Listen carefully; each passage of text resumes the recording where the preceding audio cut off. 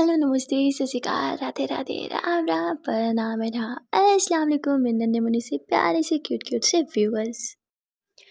कैसे हो आप सब? आई होप कि आप सब बढ़िया ही होंगे। गाइस, आप लोगों ने तो देखा ही था आरू एंड माया लव स्टोरी के प्रीवियस पार्ट में कि यहाँ माया अब बहुत ज़्यादा शॉक्ड हो जाती है। माया को तो अपने कानों पे विश्वास ही नहीं होता। माया आरू के करीब जाती है और आरू के फेस को बहुत ध्यान से देखती है कि कौन सोच सकता है इस मासूम से चेहरे के पीछे एक शैतानी इंसान छुपा हुआ है।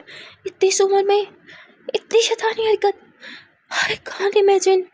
ये इतना बड़ा प्लान कैसे कर सकती है? मुझे तो अभी भी विश्वास नहीं हो रहा। कहीं कहीं मैंने कुछ गलत तो नहीं सुना? भगवान जी, मैं पागल हो जाऊंगी।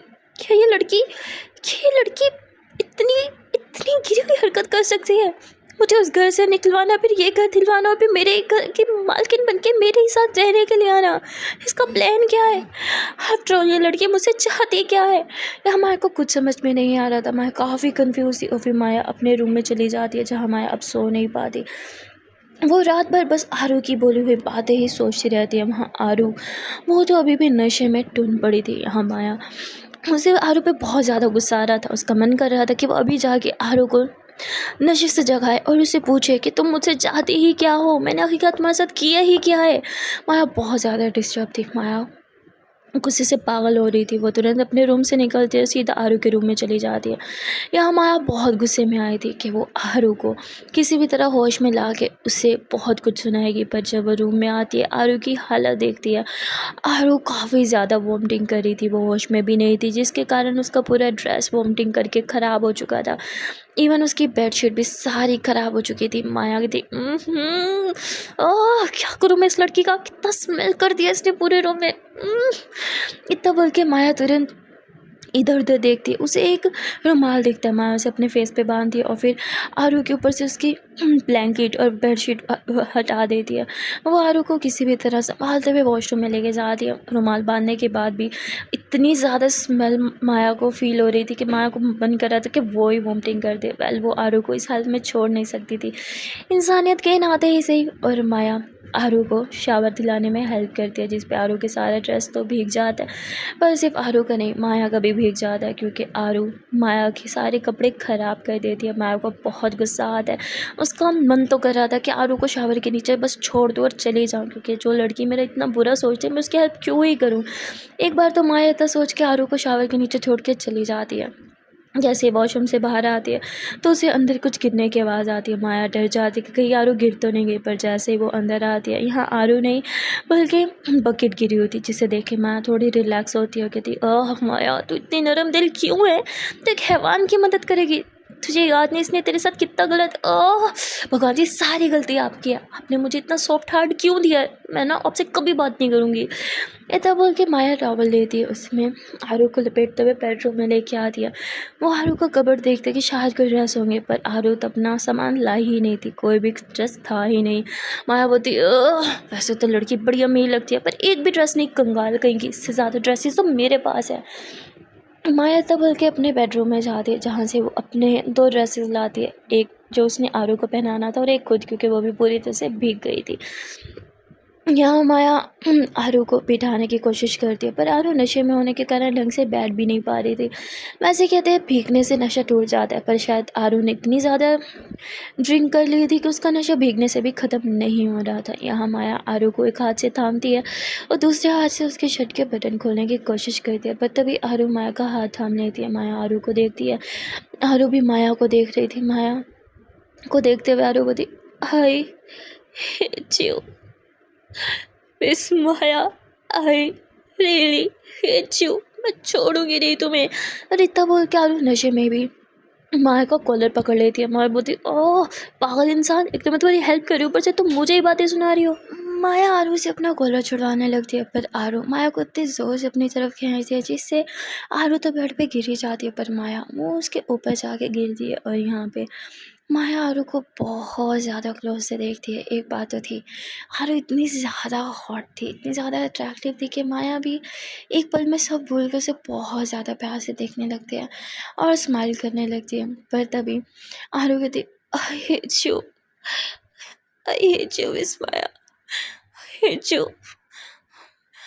आपका जीना हराम कर दूंगी, मैं छोड़ूंगी नहीं आपको। आपकी वजह से मेरा सब कुछ खराब हो गया, आपकी वजह से मेरे डैड मुझे हेट करने लगे। मैं आपको बिल्कुल नहीं छोड़ूंगी मिस माया, मैं आपको बिल्कुल नहीं छोड़ूंगी। और आरू नींद में भी रोते हुए माया की बुराई करी थी, जिस पे माया हंसते हुए आरू से दूर होती होगी थी। पता नहीं ये लड़की मुझसे चाहती क्या है, मैं तो इसके डैड से कभी मिली ही नहीं। जब देखो नाप शनाप इल्ज़ाम लगाती रहती है मुझ पे।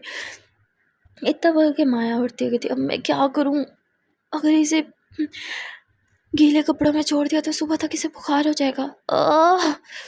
माया तू क्यों है इतनी अच्छी, सच में तेरी अच्छाई का ना पूरी दुनिया फ़ायदा उठाती है।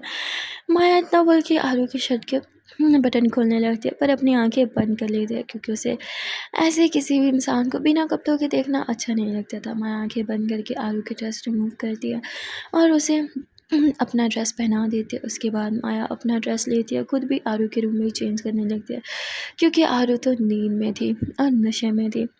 यहाँ माया ड्रेस चेंज करती है और कहती है तुम्हें सुबह देख लूँगी, जो तो तुमने मुझसे इतनी मेहनत कराई ना, इसका हिसाब तो मैं तुमसे सुबह लूँगी मिस आरू। और इतना बोल के माया अपने रूम में चली जाती है। वो इतनी ज़्यादा टायर्ड थी कि अब सर रखते ही वो सो जाती है और इतने में उसका अलार्म बजने लगता है। मतलब ऑलरेडी उसके जगने का टाइम हो चुका था। उस बेचारे की नींद बिल्कुल पूरी नहीं हुई थी। और माया की एक प्रॉब्लम थी, अगर उसकी नींद पूरी नहीं होती तो सारा दिन उसका वेस्ट जाता। माया समझ गई थी कि आज का दिन उसका बर्बाद होने वाला है। माया बोलती माया फेकअप, तुझे जगना पड़ेगा, तुझे स्कूल जाना पड़ेगा, तो स्कूल मिस नहीं कर सकती। और इतना माया खुद को बोल के उठती है। वो शावर लेती है, पर शावर लेने के बाद भी बेचारी की आंखें खुल ही नहीं रही थी। माया चेंज करती है और चेंज करने के बाद वो आरू के रूम में जाती है, जहाँ वो बस दूर से आरू को देखती है और मन में कुछ सोचते हुए वहाँ से चली जाती है। माया जब बाहर आती है तो उसके घर के बाहर ही एक टैक्सी पहले से ही वेट कर रही थी। माया पहले तो खुश हो जाती है कि चलो टैक्सी में जाती हूँ, और फिर उसे याद आता है नहीं मैं ऑलरेडी आउट ऑफ बजट हूँ, मुझे बस से जाना पड़ेगा। इतना सोच के माया दौड़ते हुए बस स्टैंड पे जाती है, जहाँ वो देखती है कि वो मतलब लेट हो गई। बस अभी अभी उसके सामने से ही गुजर गई थी। माया भागते हुए बस को रोकने की कोशिश करती है, और शायद माया का गुड लक था, जिससे बस थोड़े ही आगे जाके खुद ही रुक जाती है, क्योंकि आगे जैम लगा हुआ था। माया तुरंत बस में चढ़ जाती है और भगवान को धन्यवाद करती है। वहाँ दूसरी तरफ आरू वो घोड़े गधे बेच के अभी भी सो रही थी। यहाँ माया को एक सीट मिल जाती है। माया उस सीट पे बैठ जाती है, आंखें बंद करती है और वहीं सो जाती है। सोने के कारण उसका स्टॉप मिस हो जाता है और माया को तभी एक झटका लगता है, किसी का बैग उसके मुंह पे टच होता है। माया एकदम उठती है और देख के हैरान हो जाती है, क्योंकि वो अपने स्टॉप से 2 स्टॉप आगे आ चुकी थी, जिस पे माया चिल्लाते हुए खुद को हल्का सा पुश करती है कि माया तू पागल है क्या, ये क्या कर दिया तूने, आज तू पक्का लेट हो जाएगी। माया इतना बोल के तुरंत ही उसी स्टॉप पे उतर जाती है। अब दूसरी बस, उसे पता था लेट होगी, इसलिए माया के पास कोई और ऑप्शन नहीं था। वो पैदल ही स्कूल की तरफ बढ़ने लगती है। टाइम कम होने के कारण वो दौड़ने लगती है, जिसकी वजह से उसकी एक सैंडल थोड़ी सी ब्रेक हो जाती है।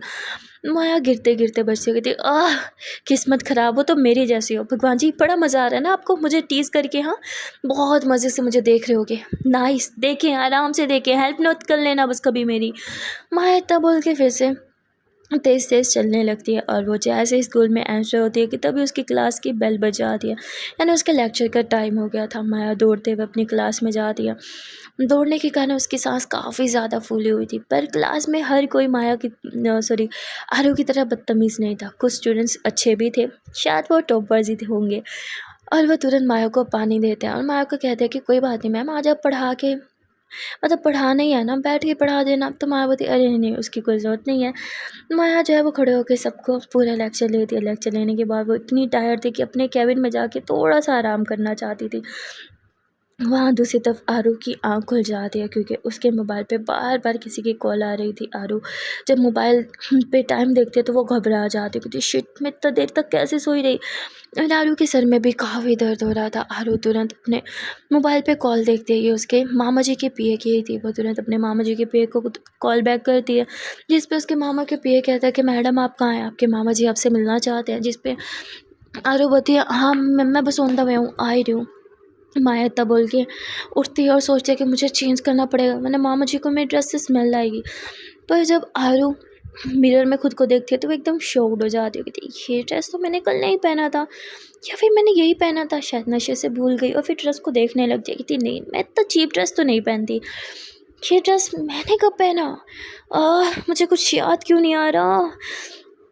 तो बोल के आरू अपना सर खुजाने लगती है। वहाँ दूसरी तरफ माया, उसे फिर से उठना था क्योंकि उसके दूसरे लेक्चर का टाइम हो गया था। माया अपने लेक्चर लेने चली जाती है और लेक्चर के दौरान वो बार बार दरवाजे की तरफ देख रही थी, मानो शायद वो किसी का वेट कर रही हो। और फिर वहाँ दूसरी तरफ आरो, वो कहती छोड़ो जो भी है बाद में इसके बारे में सोचूंगी, अभी टाइम नहीं, अभी मामा जी के पास जाना है। इतना बोल के वो अपनी गाड़ी लेती है और सीधा हॉस्पिटल की तरफ निकल पड़ती है। थोड़ी देर के ड्राइव के बाद ही आरू हॉस्पिटल पहुँच जाती है, जहाँ उसके मामा जी से देख के स्माइल करते हैं। आरू दौड़ के अपने मामा जी को हक करती है, कहती मामा जी अब आपकी तबीयत कैसी है। जिस पर उसके मामा कहते हैं कि मैं तो ठीक हूँ, लेकिन तुम इतनी लेट, क्या तुम स्कूल गई थी। जिस पर आरू झूठ बोल देती है कि हाँ मैं स्कूल गई थी। उसके मामा जी बोलते हैं अच्छी बात है, फिर तुम्हें इतनी जल्दी कैसे आ गई। आरू बोलती है आपने बुलाया तो बस मैं दौड़ी चली आई।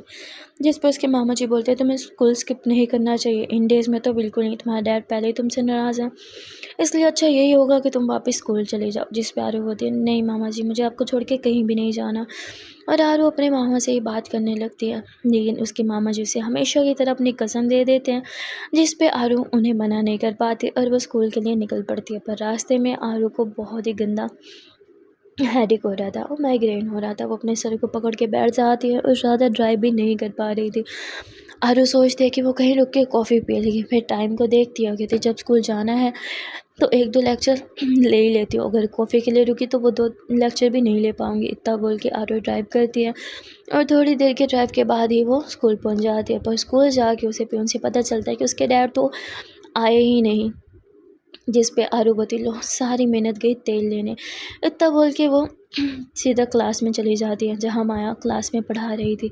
आरू जब क्लास में माया को देखते तो उसका खून खोलने लगता है। उसे अपने मामा जी का एक्सीडेंट, उसके डैड और मामा जी के बीच हुई हुई लड़ाई, उसके डैड को उसके मामा जी की इतनी ज़्यादा इंसल्ट करना, मुझे सब कुछ याद आता। आरू गुस्से से अपने हाथ को यूँ मुट्ठी में बदल देती है और गुस्से से बस माया को घूर रही थी।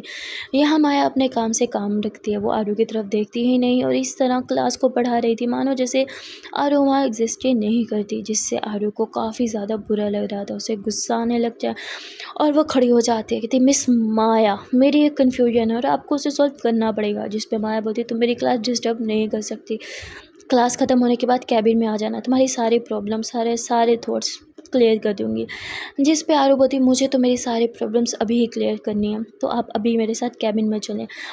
माया मना कर देती है तो आरू माया के पास जाके उसका हाथ पकड़ के उसे क्लास से बाहर लाने लगती है।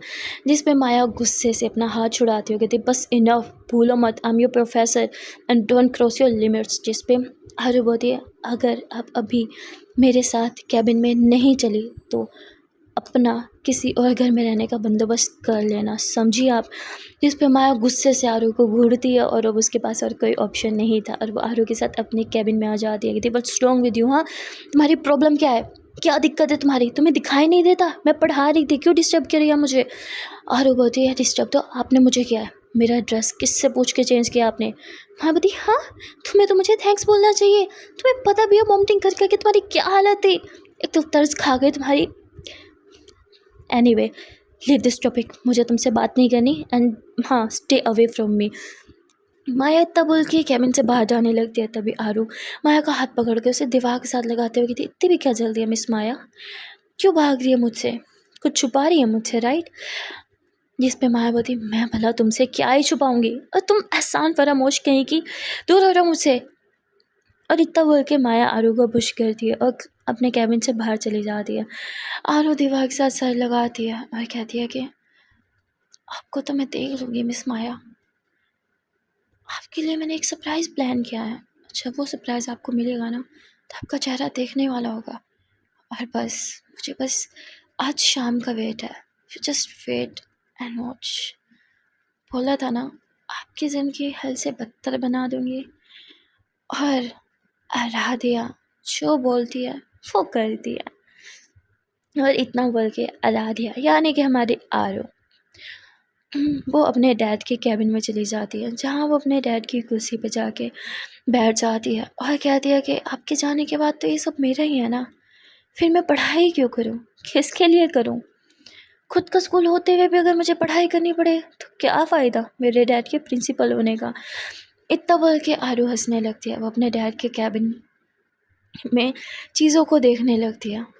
एक चीज़ थी जो यहाँ आरू को हर्ट कर रही थी, एक चीज़ थी जो उसे मन ही मन खटक रही थी। आरू अपने डैड के कैबिन को काफ़ी अच्छे से देख रही थी, इनमें वो अपने डैड के ड्रा को भी खो रही थी। वहाँ दूसरी तरफ माया उसे प्रिंसिपल सर को कुछ डॉक्यूमेंट्स देने थे, इसीलिए वो प्रिंसिपल सर के कैबिन में आती है, जहाँ वो नॉक करती है, पर अंदर से कोई रिस्पॉन्स ना आने पे माया दरवाज़ा खोल के अंदर आ जाती है, जहाँ वो देखती है कि आरू ड्रॉ में कुछ देख रही है, जिस पे माया बोलती, आरू तुम यहाँ क्या कर रही हो सर के ड्रॉ में? हाँ, चोरी करने आई हो यहाँ पे?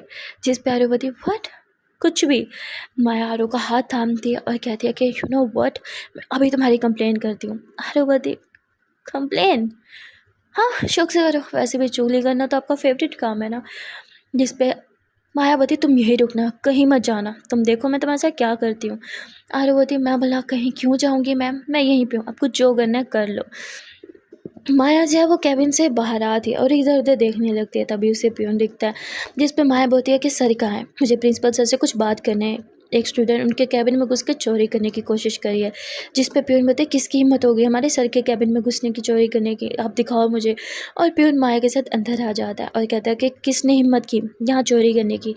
जिस पे माया आरू की तरफ इशारा करती है, जिस पे पियून हंसते हुए कहता है, क्या माया मैम आप मेरे साथ मजाक कर रही हैं?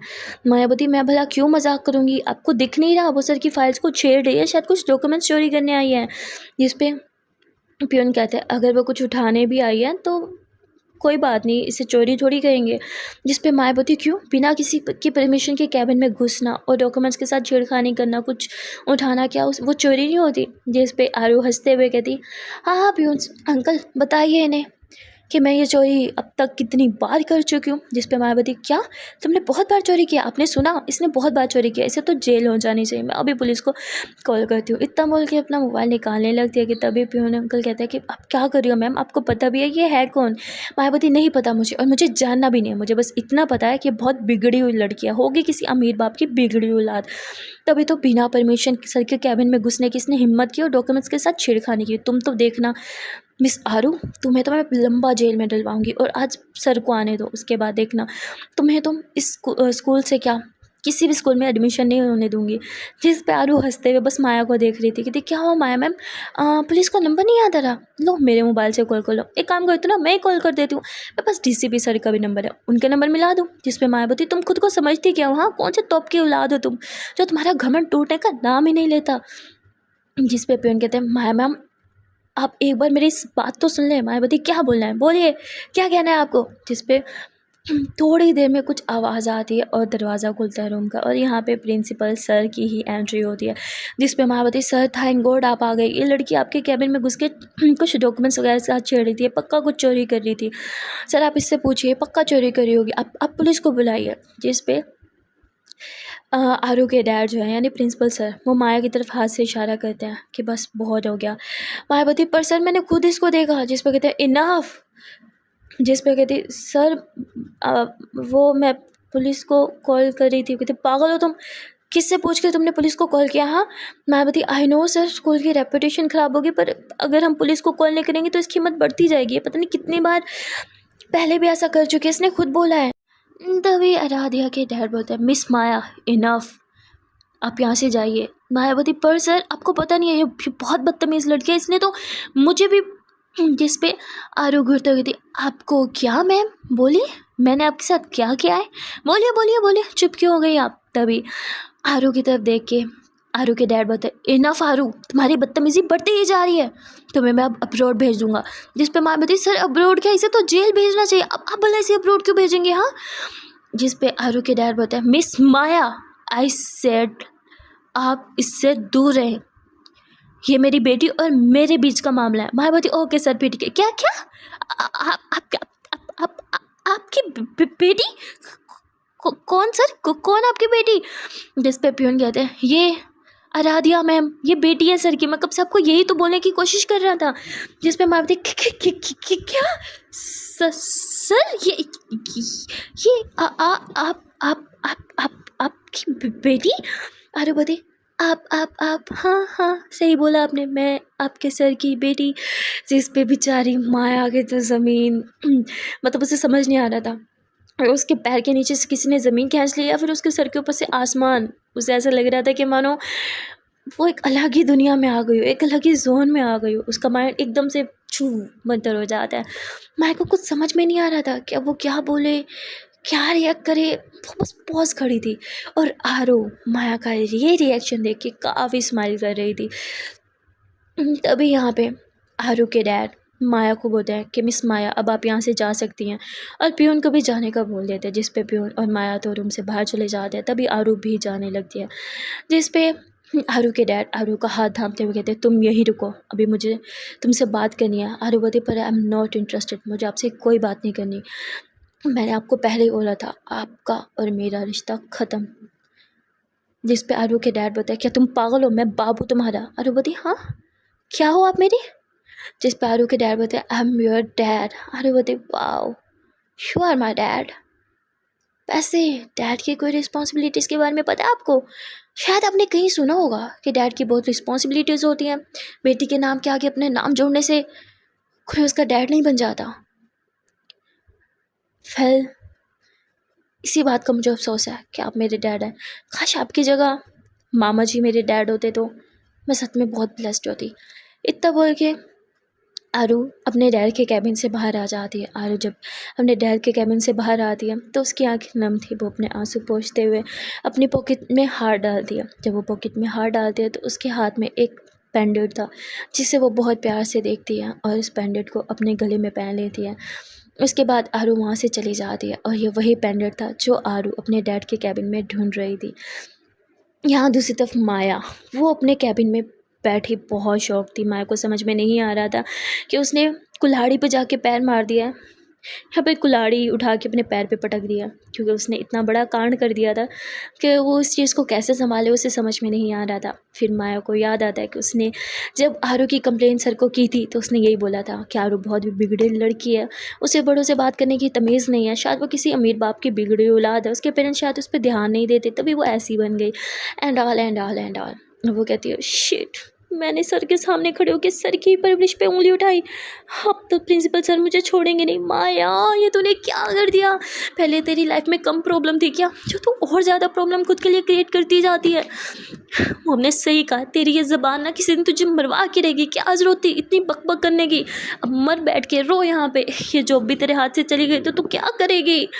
उनका इलाज कैसे होगा? यहाँ माया बहुत ज़्यादा परेशान थी। वहाँ दूसरी तरफ आरू, उसे जब भी सबकी नज़र से दूर होना होता है, उसे जब रोना होता है तो वो अपनी गाड़ी में जाके पार्किंग में बैठ जाती है। आरू अभी भी ऐसे ही करती है। वो अपनी गाड़ी में बैठी उस पेंडेंट को टच करके आंखें बंद करके अपनी मॉम के बारे में याद करने की कोशिश करती है। वो जब भी कुछ पॉजिटिव सोचने की कोशिश करती तो उसे कुछ ना कुछ नेगेटिव याद आता, इसलिए आरू उस पेंडेंट को उठाती है और अपनी गाड़ी की विंडो से बाहर फेंक देती है। और जब वो बाहर फेंकती है तो वो पेंडेंट किसी और के नहीं बल्कि माया के ही पैर में जाके गिरता है। एक्चुअली में माया अपने कैबिन से सारा सामान उठा के भागने की कोशिश कर रही थी, क्योंकि उसे लगता है इतना सब कुछ के बाद तो अब सर उसे ना रहने देंगे इस स्कूल में और ना ही आरू रहने देगी। तभी वो पेंडेंट उसके पैर पे जाके लगता है। माया बोलती आउच भगवान जी, अब ये क्या नई मुसीबत फेंक दी आपने मेरे पाँव में, क्या चीज़ थी? आउच। माया अपना सारा सामान यूँ नीचे रख दिया और इस पेंडेंट को उठा दिया। आरू ने अभी तो वो पेंडेंट फेंक दिया था, पर एकदम से उसे कुछ फील होता है मानो जैसे उसने अपनी बहुत कीमती चीज़ गाड़ी से बाहर फेंक दी हो। आरू रोते हुए गाड़ी का दरवाज़ा खोलती है और गाड़ी से बाहर निकलते इधर उधर उस पेंडेंट को देखने लगती है। तभी उसकी नज़र माया पे जाती है और वो पेंडेंट माया ने अपने हाथ में होल्ड किया हुआ था। ये देख के आरू तुरंत माया के पास जाती है। इससे पहले कि आरू कुछ बोले, माया पहले कहती वो मैं बस स्कूल स्कूल छोड़ के जा रही हूँ, सॉरी जो भी हुआ ये सब यहीं ख़त्म करते हैं। तभी आरू माया की तरफ हाथ बढ़ाती है। माया एकदम आंखें बंद कर लेती है, पर तभी उसे अपने हाथ पे कुछ फील होता है। वो देखती है कि ये तो आरू का हाथ है जो उसके हाथ से वो पेंडेंट लेने की कोशिश कर रहा है। माया थोड़ी शौक थी, उसे कुछ समझ में नहीं आ रहा था, इसलिए शायद उसके हाथ की ग्रिप उसने काफ़ी टाइट पकड़ी हुई थी। तभी आरू बोलती है छोड़ो इसे, ये मेरा है। तो माया एकदम वो पेंडेंट छोड़ देती है। आरू उस पेंडेंट को लेके बिना कुछ बोले गाड़ी की तरफ बढ़ जाती है। मायावती, ये ये क्या था? इसने मुझसे बात बात भी नहीं की, कुछ बोला भी नहीं, कुछ सुनाया भी नहीं, कमेंट भी नहीं दिखाया, बेइज्जती भी नहीं की, चुपचाप से चले गए। ये ठीक तो है ना? और फिर माया कहती, मुझे उसके बारे में नहीं, खुद के बारे में अभी सोचना चाहिए। माया निकल यहाँ से, इससे पहले कि ये दोनों बाप बेटी मिलके तेरा जीना हराम कर दें। वहाँ दूसरी तरफ आरू फिर से गाड़ी में जाके बैठ जाती है और बस नॉन स्टॉप उस पंडित को ही देखी जा रही थी। वहाँ दूसरी तरफ आरू के मामा जी, वो अभी भी हॉस्पिटल में थे। डॉक्टर ने उन्हें डिस्चार्ज देने से मना कर दिया था, पर आरू के मामा जी काफ़ी ज़िद्दी थे। वो बहुत ज़िद कर रहे थे घर जाने की। तभी पीए जो है वो आरू को कॉल कर देता है और उसे बता देता है कि आपके मामा जी बहुत ज़्यादा ज़िद कर रहे हैं घर जाने के। डॉक्टर ने डिस्चार्ज से मना कर दिया है, पर वो किसी की बात भी नहीं सुन रहे। जिस पर आरू बोलती, क्या मामा जी भी ना कभी कभी बच्चों जैसी हरकतें कर रहते हैं, मैं आ रही हूँ, आप प्लीज़ उन्हें तब तक वहीं पर रोकिए। इतना बोल के आरू जल्दी से अपनी गाड़ी स्टार्ट करती है और वो माया के आगे से ही गाड़ी दौड़ा के स्कूल से बाहर गाड़ी निकाल के चली जाती है। यहाँ आरू थोड़ी देर के ड्राइव के बाद ही पहुँच जाती है हॉस्पिटल, जहाँ वो सीधा अपने मामा जी के रूम में जाती है। उसके मामा जी की हालत अभी भी ख़राब थी, लेकिन वो फिर भी उठने की कोशिश कर रहे थे। तभी आरू उन्हें होल्ड करती थी, मामा जी आप छोटे बच्चे हैं क्या? आपको डॉक्टर की बात समझ में क्यों नहीं आती? आपको भी रेस्ट की ज़रूरत है। जिस पर उसके मामा जी बोलते हैं, बस बहुत हो गया रेस्ट, मैं अब यहाँ और नहीं रह सकता। आरू अपने मामा जी से रिक्वेस्ट करती है, जिस पर उसके मामा जी बोलते हैं, तुम मेरी कोई बात नहीं सुनती तो मैं भला तुम्हारी बात क्यों सुनूं? आरू बोलती, क्या बात नहीं सुनी माने मामा जी? मैं तो आपकी हर एक बात मानती हूँ ना। जिस पर उसके मामा जी बोलते हैं, हर एक बात? आरू बोलती, ठीक है आप जो बोलेंगे अब मैं वही करूँगी, लेकिन प्लीज़ आप ये ज़िद छोड़ दो। जिस पर उसके मामा जी बोलते हैं, तो तुम उस लड़की का पीछा छोड़ दो, तुम उसे परेशान नहीं करोगी। आरू बोलते हैं, कौन सी लड़की मामा जी? जिस पर उसके मामा कहते हैं, वही लड़की माया। आरू बोलती, पर आप ऐसा क्यों चाहते हैं? आपको पता है उसने क्या किया? आज आपकी जो हालत है, ये डैड और मेरे बीच जो भी प्रॉब्लम्स है ये उसकी वजह से हैं। जिस पर उसके मामा जी बोलते हैं, उसने तुम्हारी जान बचाई थी, एक बार नहीं 2 बार, इसलिए तुम उसके साथ कुछ गलत नहीं करोगी। अरे बोलते, क्या मतलब मामा जी 2 बार उसने मेरी जान बचाई? मैं कुछ समझी नहीं। जिस पर उसके मामा जी बोलते हैं कि उस दिन जब तुम ड्रंक थी और वो लड़के तुम्हारे साथ बदतमीज़ी कर रहे थे, तो माया ही थी जिसने तुम्हारी जान बचाई थी। अरे बोलते, ओह तो ये वही लड़की थी जिसे मैं इतने टाइम से ढूंढ रही थी, अपनी बात मुझसे क्यों छुपाई मामा जी? जिस पर उसके मामा जी बोलते हैं, और दूसरी बार भी उसी ने तुम्हारी जान बचाई थी, वही थी तुम्हारे साथ। माया बोलती, उससे कोई आरू बोलती, मामा जी उससे कोई फ़र्क नहीं पड़ता, आपको नहीं पता उसने मेरे साथ क्या किया है। उसके मामा जी बोलते, मैं जानता हूँ कि उसने हमारे डैड को कंप्लेन की थी, पर इसका मतलब ये नहीं कि वो बुरी लड़की है। तुम मुझसे प्रॉमिस करो कि तुम उसके साथ कुछ भी गलत नहीं करोगे। जिस पे आरू बोलती, मामा जी आई एम सॉरी, पर मैं कोई प्रॉमिस नहीं करूँगी। हाँ, पर मैं ट्राई करूँगी कि मैं उसे हाँ ना करूँ। इतना बोल के आरू अपने मामा जी के रूम से बाहर चली जाती है। आरू आँख बंद करती है और फिर उसे धुंधला धुंधला दिखाई देता है जब माया ने आरू को थप्पड़ मारा था, जब आरू बहुत नशे में थी। आरू गुस्से में दीवार में हाथ मारती गई थी, ओह मिस माया, अब तो तुमसे और भी ज़्यादा नफरत होने लगी है। तो वो तुम थी जिसे मैं इतने ज़्यादा टाइम से ढूंढ रही थी।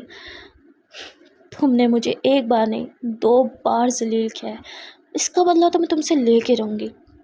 तुमने मुझ पे हाथ उठाया ना, पूरे लोगों की उंगलियां तुम पे ना उठवा देना, तुम मेरा नाम बदल देना। अब आरू इतना सोच के अपना मोबाइल देखती है और वो कहती, शाम होने वाली है, बस थोड़ी देर और माया, बस थोड़ी देर और, तुम्हें तुम्हारा सरप्राइज मिलने ही वाला है। इतना बोल के आरू जो है वो घर की तरफ बढ़ जाती है, पर वो अपने घर नहीं बल्कि माया जहाँ रहती थी उस घर में चली जाती है। उस घर में जाके आरू एक पार्टी अरेंज कर दिया उसने। वहाँ पे कुछ केटरिंग वगैरह लोगों को भी बुलाया हुआ था, 2-3 वेटर्स भी थे जो घर में पार्टी की प्रिपरेशन कर रहे थे। तभी माया घर में एंटर होती है। घर का माहौल देख के वो एकदम हैरान हो जाती है। पार्टी, लाइट्स, वेटर्स, ड्रिंक्स और बहुत कुछ था। माया बोलती, ये घर है क्या या कोई पब वब बना रखा है? ये ज़रूर उस आरू की बच्ची के काम हो गया। मैं क्या करूँ इस लड़की का? माया रिलैक्स, तू उनसे पंगा नहीं ले सकती। ये तो प्रिंसिपल सर अच्छे हैं जो उन्होंने तेरी माफ़ी एक्सेप्ट कर ली, तुझे स्कूल से बाहर नहीं फेंका। प्लीज़ रिलैक्स रह, आरू से पंगा मत ले, वो लड़की बिल्कुल अच्छी नहीं है, बस अपने काम से काम रख। तुम दोनों एक घर में रहते हो लेकिन एक रूम में नहीं, तू उसे अवॉइड कर सकती है, तो प्लीज़ जस्ट अवॉइड हर। इतना बोल के माया अपने रूम में चली जाती है। वहाँ आरू अपने फ्रेंड्स का वेट करने लगती है। थोड़ी ही देर में वहाँ पे उसके फ्रेंड्स आने लगते हैं और आरू बहुत लाउड म्यूज़िक लगाती है, सबके साथ डांस करने लगती है। वहाँ पे खुल्लम खुल्ला शराबें चलने लगती हैं। आरू के फ्रेंड्स भी आरू के ही एज के थे, कुछ थे जो थोड़े ज़्यादा मैच्योर थे, पर वो सब बहुत खुल्लम खुल्ला ड्रिंक्स, किसिंग एंड ये सब कुछ चल रहा था। ऐसे लग रहा था कि जैसे इन्होंने घर में ही पब खोल रखा। माया बहुत ज़्यादा डिस्टर्ब हो रही थी, एक तो रात भर सोई नहीं थी। आरू की हेल्प करने के चक्कर में यहाँ माया अपने सिर पे पिल्लो रख दिया ताकि थोड़ी सी नॉइज़ कम हो, पर पिल्लो से कोई इफ़ेक्ट नहीं पड़ रहा था। इतना ज़ोर था कि माया बहुत ज़्यादा डिस्टर्ब हो जाती है। यहाँ माया अपने रूम का दरवाज़ा खोलती है, वो बाहर निकलती है और माहौल देख के एकदम से गुस्सा सा आने लगता है। वो हर तरफ आरू को ढूंढने लगती है और तभी यहाँ पे माया को आरू दिख जाती है, जो कि एक लड़के के साथ ही डांस कर रही थी। यहाँ माया कहती, ओह ये लड़की, इसे कोई एक लड़का पसंद क्यों नहीं आता, जब देखो एक अलग ही लड़के के साथ दिखती है। ये लड़की सच में पागल है। आजकल के टीनेजर्स का ना दिमाग खराब हो गया है। प्यार व्यार वो इनके लिए कोई मैटर नहीं करता, बस इन्हें तो बस टाइम पास करना है, किसी के साथ भी कर लेते हैं। मुझे क्या। माया इतना बोल के आरू को पास जाती है। आरू को बोलती, Aru Aru I want to talk to you, Aru please मेरी बात सुनो। पर आरू जानबूझ के माया को अवॉइड कर रही थी। माया आरू का हाथ पकड़ती है और उसे अपने रूम में लेकर जाती है। कहती, आरू क्या तुम्हें सुनाई दे रहा है कितना लाउड म्यूजिक है यहाँ पे? Aru I am talking to you. Aru इशारा करती है कि मुझे कुछ सुनाई नहीं दे रहा, बहुत शोर है। तो माया आरू का हाथ पकड़ के उसे अपनी तरफ खींचते हुए उसके कान के पास अपने लिप्स लेके जाती है और कहती है, मैं यही तुम्हें समझा रही हूँ, बहुत शोर है, मैं सो नहीं पा रही हूँ, please I need some rest, मुझे सुकून चाहिए, नीड पीस, प्लीज़ क्या तुम ये म्यूज़िक कम करोगी? माया आरू के कान के पास जाके बोल रही थी, जिस पे आरू को थोड़ी गुदगुदी होती है और वो हंसने लगती है। माया बोलती, तुम पागल हो, हंस क्यों रही हो? जिस पे आरू होती, मुझे कुछ सुनाई नहीं दे रहा, मैं बाहर जा रही हूँ। आरू को जबकि सब सुनाई दिया था, वो बस ड्रामा कर रही थी क्योंकि वो चाहती थी कि माया आरू को कन्विंस करने के लिए फिर से बाहर आए। यहाँ माया आरू के पीछे पीछे बाहर आती है, पर आरू चलना स्टार्ट कर देती है, वही जगह रुकती ही नहीं, जिस पे माया भी उसके पीछे पीछे जाने लगती है। तभी आरू मुस्कुराते हुए एक जगह पे जाके रुक जाती है और किसी को देखने लगती है। तभी माया भी वहाँ पे आती है और कहती है, मुझे तुमसे बात करनी है आरू, प्लीज़ टॉक टू मी, क्या तुम्हें सुनाई दे रहा है? जिस पे आरू बोलती, बोलो। और तभी माया की एकदम बोलती बंद हो जाती है क्योंकि माया किसी को देखती है और वो जिसको देखती है वो कोई और नहीं बल्कि उसका वही एक्स फियोंसे था, जो यहाँ पे अपनी न्यू गर्लफ्रेंड के साथ आया हुआ था और वो उसके साथ काफ़ी ज़्यादा चिपक के डांस कर रहा था, बहुत ज़्यादा क्लोज हो गए। अब माया ये देखती है तो एकदम उसकी आंखों से आंसू आने लगते हैं। पहले तो आरू स्माइल कर रही थी, पर जब वो देखती है कि माया संभल नहीं पा रही, माया यूँ गिरने वाली थी कि आरू उसे थाम लेती है। आरू बोलती, Maya, miss Maya, are you okay? Aru यूँ माया को अपनी बाहों में उठाती है और उसे माया के रूम में लेके चली जाती है क्योंकि माया बेहोश हो चुकी थी। आरू माया को बेड पे लेटाती है, कहती, शिट ये क्या हो गया, मैंने तो ये सोचा ही नहीं था, मिस माया को क्या हो गया, ये ठीक तो ना, मर तो नहीं गई? और इतना बोल के आरू माया के नोज़ के पास अपना हाथ रख देखती, थैंक गॉड ये जिंदा है, पर ये बेहोश क्यों हो गई? Miss miss Maya are you okay, wake up. यहाँ आरू थोड़ा पैनिक कर जाती है, वो माया के ऊपर पानी डालती है। माया उठ नहीं रही थी और वो बहुत ज़्यादा डर जाती है, उसे समझ में नहीं आता कि वो क्या करे। वो थोड़ा और पानी डालती है जिस पे माया हल्का सा होश में आती है और आरू इतना घबरा गई थी कि वो तुरंत माया को हग करती हुई कहती, थैंक गॉड आप जिंदा हो। जिस पे माया आरू को पुश करती है। आरू थोड़ा माया से दूर जाके नीचे गिरती है और फिर उठ जाती है एकदम और रूम से बाहर चली जाती है। यहाँ माया रोने लगती है क्योंकि उसने जिस चीज़ से भागने की कोशिश की थी, जिस चीज़ को वो भुलाने के लिए इतनी ज़्यादा मेहनत कर रही थी, उसके ज़ख्मों पे आरू ने नमक छिड़क दिया था, उसके ज़ख्म ताज़ा कर दिए थे, उसका पास उसके सामने लाके खड़ा कर दिया था।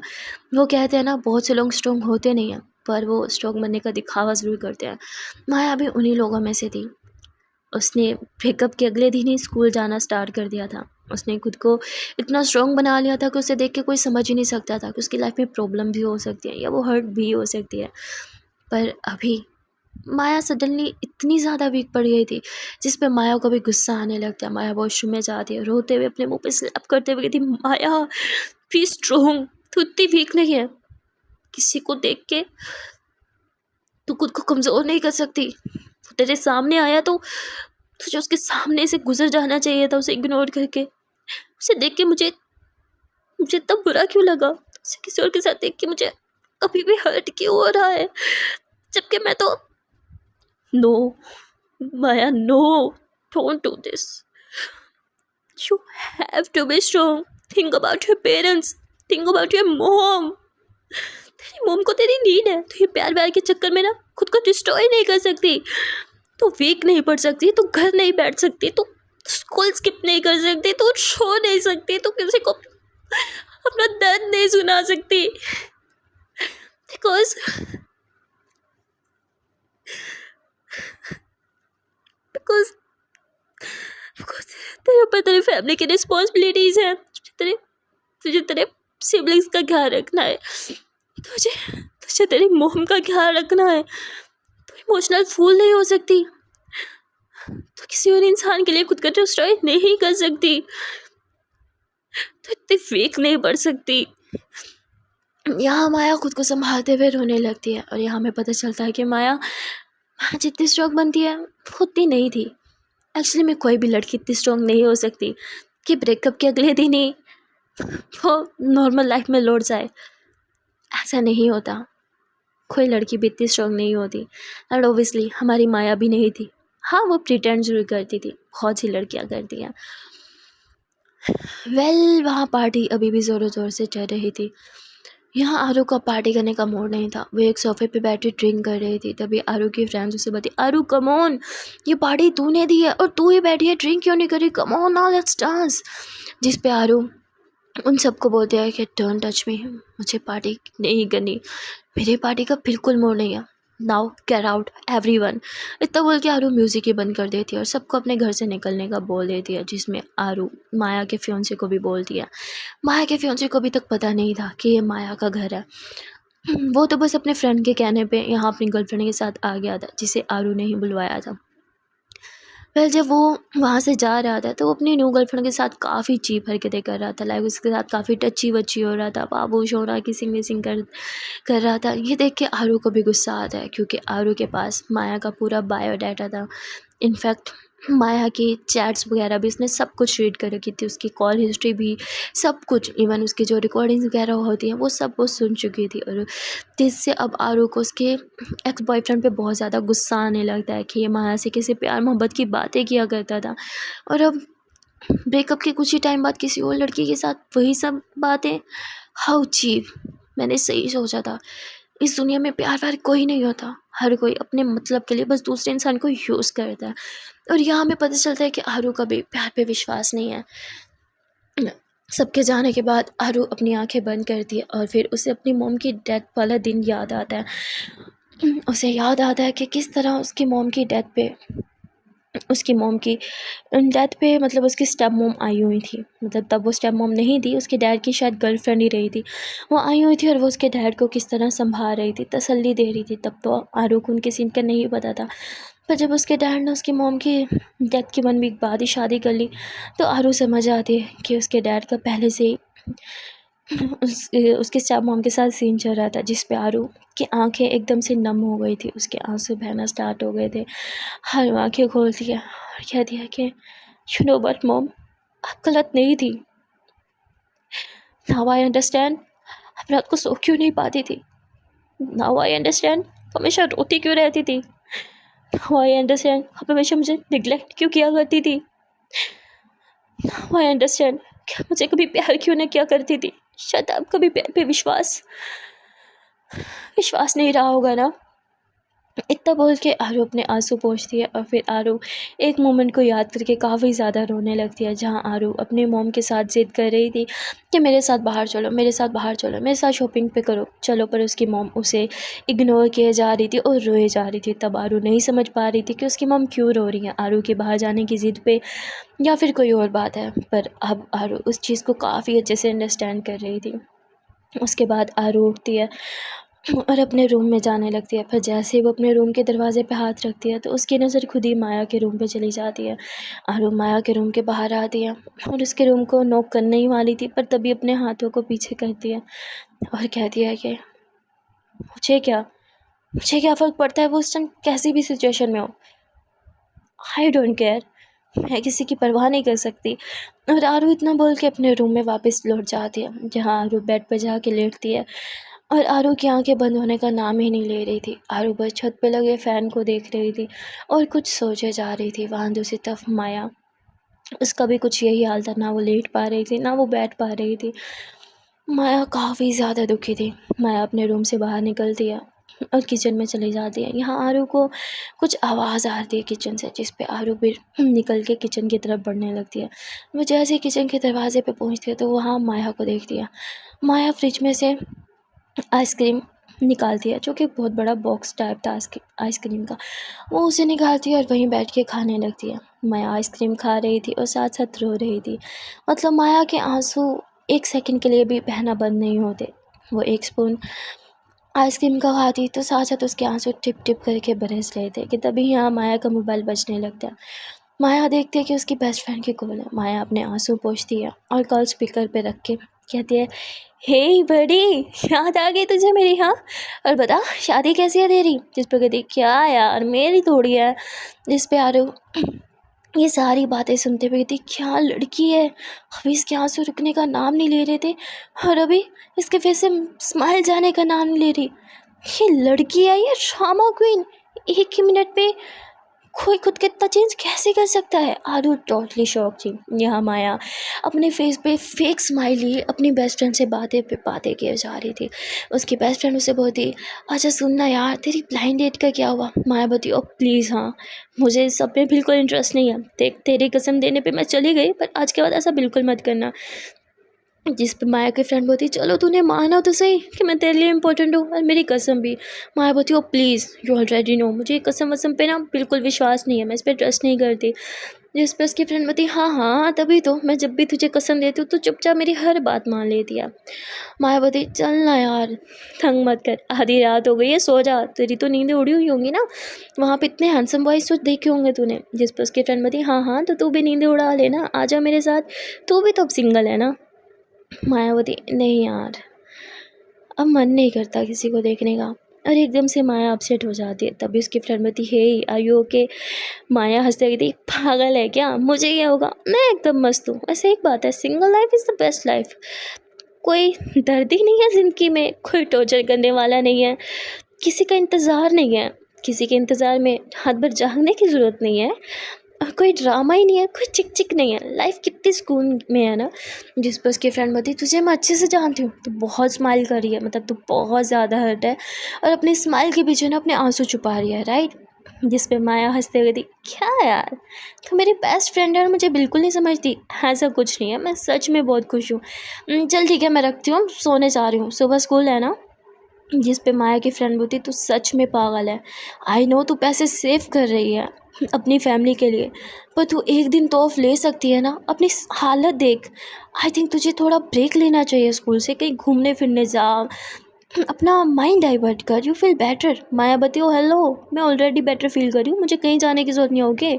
चल ठीक है, रखती हूँ, बाय। कॉल कट होने के बाद माया फिर से रोना स्टार्ट कर देती है और आरू ये देख के बहुत शौक थी।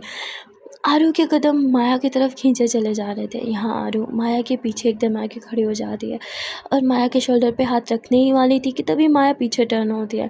जिस पे आरू माया के पास से गुजर के फ्रिज के पास चली जाती है और फ्रिज से पानी की बोतल निकाल के वापस अपने रूम में चली जाती है। यहाँ माया भी अब आइसक्रीम खाना बंद करती है और चुपचाप अपने रूम में आके लेट जाती है। वहाँ आरू अपने बेड पे लेटे हुए बस माया के बारे में ही सोच रही थी। माया का एक पल में रोना और दूसरे पल में स्माइल करना। आरू हंसते हुए कहती है, पता नहीं क्यों, पर मिस माया और मेरी लाइफ ऑलमोस्ट सेम ही है। हम दोनों क्या फील करते हैं और क्या शो करते हैं, मतलब ना मैं खुल के रो सकती हूँ ना वो खुल के रो सकती है। आई थिंक मुझे सो जाना चाहिए। इतना बोल के आरू आंखें बंद कर लेती है। हाँ, दूसरी तरफ माया भी अपनी आंखें बंद कर लेती है। सो गाइस, आज के लिए इतना ही, मिलते हैं फिर नेक्स्ट पार्ट में और देखते हैं कि आने वाले पार्ट में क्या होगा। वेल, यहाँ आरू ने प्लान तो अच्छा चला था। उसकी प्लानिंग काफ़ी अच्छी थी कि माया को हर्ट करने के लिए उसके एक्स बॉयफ्रेंड को उसी के न्यू घर में पार्टी के लिए इनवाइट करना। पर फिर वो माया की हेल्प क्यों करती है? जब माया बेहोश हो जाती है तब आरू उसका ख्याल भी तो रखती है। वेल जो भी है, अभी तक तो इन दोनों को समझना इम्पॉसिबल है। मतलब इन दोनों का करैक्टर दिमाग से ऊपर जा रहा है। आई नो आप लोग भी काफ़ी कंफ्यूज हो रहे होगे। वेल आप लोग को क्या लगता है आगे इन दोनों की लव स्टोरी कैसे स्टार्ट होगी? कमेंट में अपना ओपिनियन ज़रूर शेयर करना, और ये जो बताना कि पहले प्यार किसको होगा, हमारे मिस माया को या हमारी सो कॉल्ड खड़ूस आरू को। और अगर आप लोग को वीडियो अच्छी लगी है तो वीडियो को लाइक कर दे, चैनल को सब्सक्राइब कर दे। मिलते हैं फिर नेक्स्ट पार्ट में। Till then tata bye bye and take care.